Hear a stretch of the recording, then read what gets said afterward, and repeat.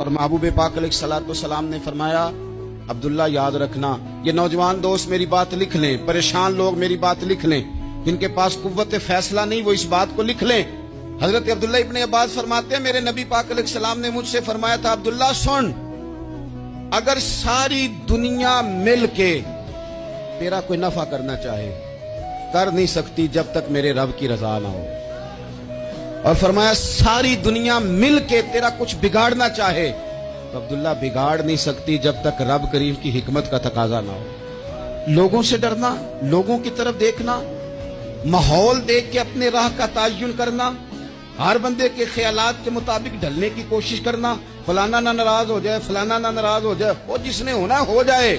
بس رب رسول ناراض نہ ہو۔ اپنی زندگی میں اپنے مالک کو مولا جان کے بل اللہ مولاکم، اللہ تمہارا مولا ہے، وہو خیر الناصرین، وہ بہترین مددگار ہے، توجہ جب بھی کرے رب کی جانب کرے، اپنے دل کا قبلہ درست رکھے۔